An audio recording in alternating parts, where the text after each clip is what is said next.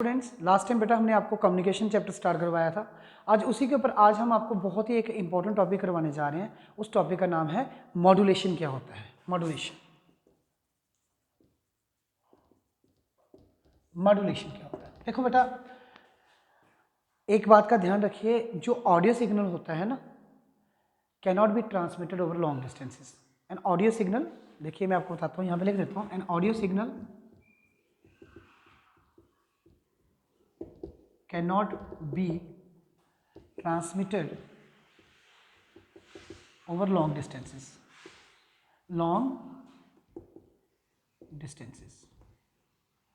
तो क्या करेंगे? For long distance communication we need modulation. देखिए, अगर हम हमारा यहाँ पे हमें कोई लेट इट भी हमारा कोई ऑडियो सिग्नल है, कुछ भी है बेटा, अगर हम किसी को उस सिग्नल को अगर हम यहाँ से किस दूर भेजना चाहते हैं तो वी कांट। लॉन्ग डिस्टेंस में हम उस ऑडियो सिग्नल को नहीं भेज सकते। हमें ज़रूरत पड़ेगी वहाँ पे रेडियो वेव्स की, जिसको हाई फ्रिक्वेंसी सिग्नल कहते हैं, जहाँ कैरियर वेव कहते हैं। तो करना क्या है उसमें आप लोगों को सुपर इम्पोजिशन का यूज़ करना है।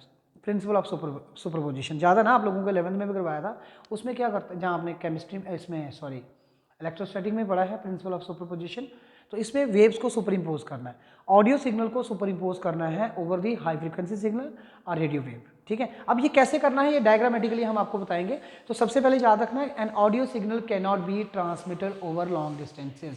For long distance communication we use, किसका यूज़ करेंगे हम? रेडियो वेव्स का और कैरियर वेव या हाई फ्रिक्वेंसी सिग्नल का। ठीक है, तो जिससे हम उसको सुपर इम्पोज करेंगे और वो उस सिग्नल को, ऑडियो सिग्नल को लेकर किसी रिसीवर एंड तक लेके जाएगी।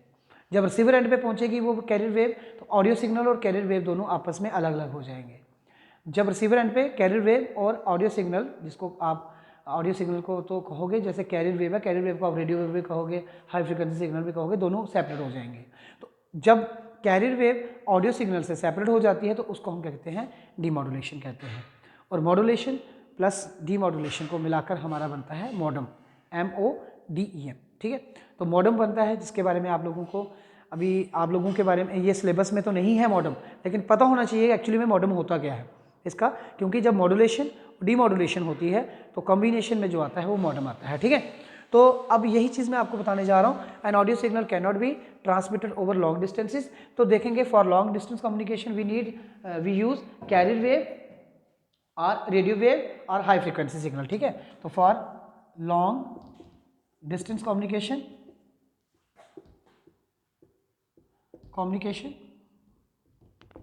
For long distance communication we use, किसका नाम बता दिया मैंने, जहाँ तो कैरियर वेव कह सकते हो, जहाँ रेडियो वेव कह सकते हो, जहाँ आप कह सकते हो हाई फ्रिक्वेंसी सिग्नल। बेटा देखो, इसका मॉड्यूलेशन का जरूरत क्यों पड़ता है? देखो ना, जो ह्यूमन हेयरिंग है, जो ह्यूमन हेयरिंग की फ्रीक्वेंसी है वो बेटा हमारी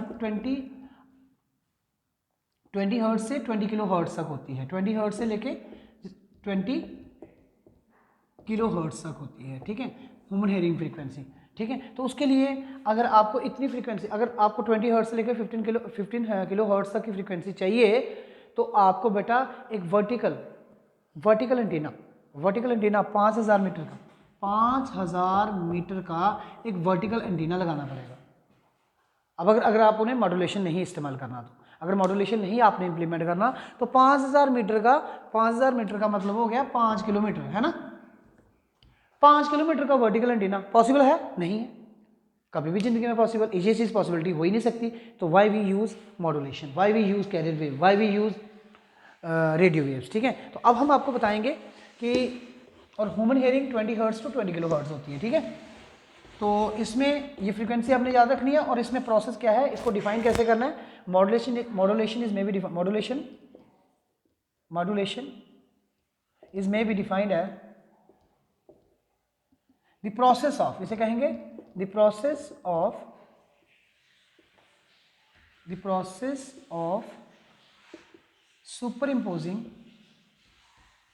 superimposing an audio signal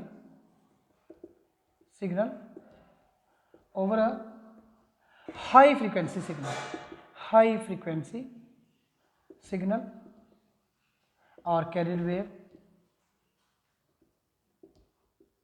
is called modulation, modulation, उसको हम क्या कहेंगे, मॉड्यूलेशन कहेंगे। तो क्या बताया मैंने आप लोगों को, मैंने ये बात बताई है कि process of super imposing N audio signal, process कौन सा, process of super imposing N audio signal over a high frequency signal. अब मैं, ठीक है, तो हमने सुपर इम्पोज करना है ऑडियो सिग्नल को किसके ऊपर, कैरियर वेव के ऊपर। इसके बारे में सारी बात आपको बताएंगे। देखिए डायग्रामेटिकली, जैसे फॉर एग्जांपल बेटा ये हमारा ऑडियो सिग्नल है, ठीक है,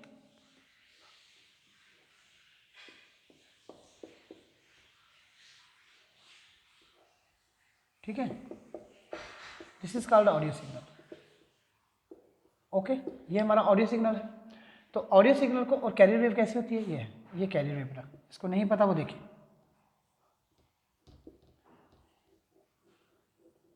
ये है हमारी कैरियर वेव, ठीक है, this is called carrier wave.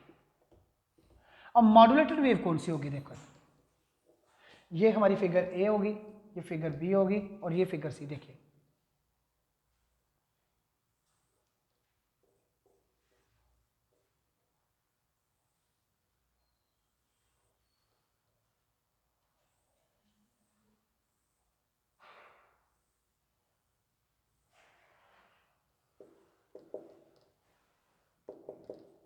ये है मॉड्यूलेटेड वेव। तो मैंने आप लोगों को क्या बताया, यही डेफिनेशन दी है ना। इसमें क्या था, process of super imposing N audio signal, audio signal को सुपर इम्पोज किया कैरियर वेव के ऊपर। लेकिन रिसीवर एंड पे क्या होगा, कैरियर वेव और आपका ऑडियो सिग्नल जो होंगे सेपरेट हो जाएंगे, और उस प्रोसेस को हम कहते हैं डीमॉड्यूलेशन। और इस process of super imposing N audio signal over the high frequency signal और कैरियर वेव, उसको हम क्या कहेंगे, क्या कहेंगे, उसको हम कहेंगे मॉड्यूलेशन। तो ये था बेटा हमारा आज का lecture on the basis of your modulation and need for modulation. Thank you very much.